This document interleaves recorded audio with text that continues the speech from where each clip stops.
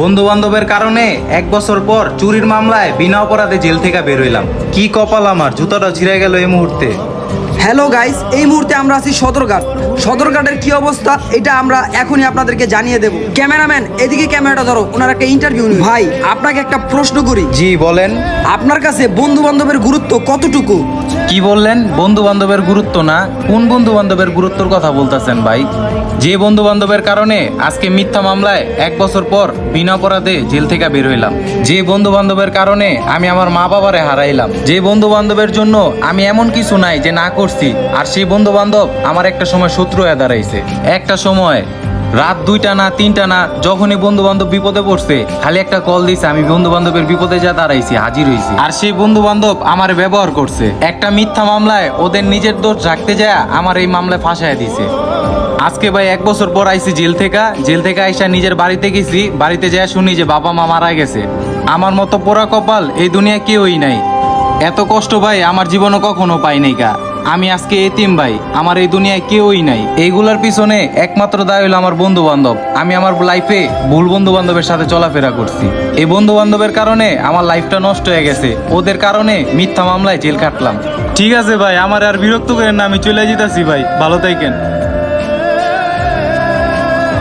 Cameraman ক্যামেরাটা ধরো। তো কি বুঝলেন ভাই? ওই ভাইটার মতো হতভাগা কে কে আছে কমেন্ট করে জানান, যারা কিনা বন্ধু বান্ধবের দ্বারাই খুব কষ্ট পাইছেন, বন্ধু বান্ধবের দ্বারাই প্রতারিত হয়েছেন। কমেন্টে জানান আপনার মতামত, আর আমাদের সাথেই থাকুন।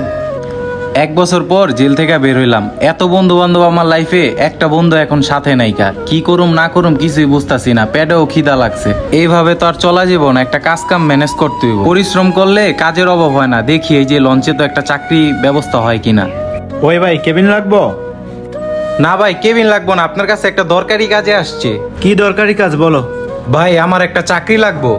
তুমি কি আগে পরে কোথাও চাকরি করছো? না ভাই, কোনো জায়গায় চাকরি করি নাই। আচ্ছা, তুমি কি এই লঞ্চে চাকরি করতে পারবা? এখানে ঝাড়ু দেবা, উপরে কেবিন কুবিন পরিষ্কার করবা, এগুলো করতে হবে তোমার, পারবা? হ ভাই, আমার যে কোনো চাকরি দেবেন আমি করতে পারুম ভাই। আমার চাকরিটা খুবই দরকার ভাই, আমি অনেক ক্ষুধার্ত ভাই। আচ্ছা ঠিক আছে, তোমার চাকরি কনফার্ম। তোমার রেফারেন্সে কি আছে নিয়ে আসো। ভাই আমার তো কেউই নাই। কেউ নাই মানি? তোমাকে যদি চাকরি দিতে তাহলে তো একজন রেফারেন্সের লোক লাগবে। আর যদি লোক না থাকে তাহলে কিভাবে চাকরি করবা? ভাই আমার এই দুনিয়ায় কেউই নাই। একটা মিথ্যা মামলায় জেলে গেছি, জেল থেকে বের হয়ে শুনি যে আমার বাবা মা মারা গেছে। ভাই আমার এই চাকরিটা খুবই দরকার ভাই, আপনার পায়ে ধরি ভাই, আমার এই চাকরিটা দেন ভাই। না না না, এভাবে চাকরি দেওয়া যাবে না, তুমি যাও। ভাই একটা বার আমার সুযোগ দিয়ে দেন ভাই, আমারে বিশ্বাস করেন ভাই। যাও হ্যাঁ, যাও। চাকরি লইতে আইছে, রেফারেন্সের কোনো লোক নিয়ে আসে নাই। এত বড় লঞ্চের অনেকগুলো স্টাফ আছে, এই লঞ্চের স্টাফগুলোর যদি মাল জিনিস চুরি করে নিয়ে যায়, অবশেষে ওরে কোথায় পাবো? শরীরটাও ক্লান্ত, জ্বর জ্বর ভাব শরীরে। যাই এখানে একটু রেস্ট করি। চাকরিটা ম্যানেজ হয়ে গেল, অন্তত দুপুরের খাবারটাও ম্যানেজ হয়ে গেত। চাকরিটা হইল না, প্যাডের ক্ষুধায় শরীর ক্লান্ত হয়ে গেছে। এখানে একটু শুয়া রেস্ট করি। কি অবস্থা, সদরঘাটটারে কি বানা রাখছে। আরো একটু পরে সারা রাইবো আয়া যদি দেখে যে এইভাবে হুয়া মুয়া লিছে, আহা হেই হেই তোর হপ, এরা কি বাড়িঘর? এই মি এই উঠেন, আলা ডেন্ডি মুন্ডি খায় এদিকে সব। এই বেটা, এরা কি ঘুমানোর জায়গা? ভাই শরীরটা ক্লান্ত তো তাই হয়ে আসছিলাম। ভাই আমি একটু জিরায়া চলে যাবো। এই বেটা যা যা এনতে, এরা কি ঘুমানোর হোটেল? হ্যাঁ ভাই একটু পরে উঠে যাবো একটু ভাই। পরে গুল্লি মারি, তুই এনতে যা, হোট এনতে। কি এরা কি শ্বশুর বাড়ি? তোমরা কি ঘুমাইতেইছো? হ্যাঁ এই বেটা হোট, বেটা এই হোট হোট, এই সব হোট, এই বেটা হোট।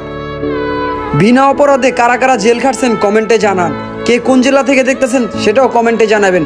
নেক্সটে কোন জেলা নিয়ে ভিডিও করব অবশ্যই কমেন্টে জানান। আর ভিডিওটা ভালো লেগে থাকলে অবশ্যই একটা শেয়ার করে দেবেন। ধন্যবাদ।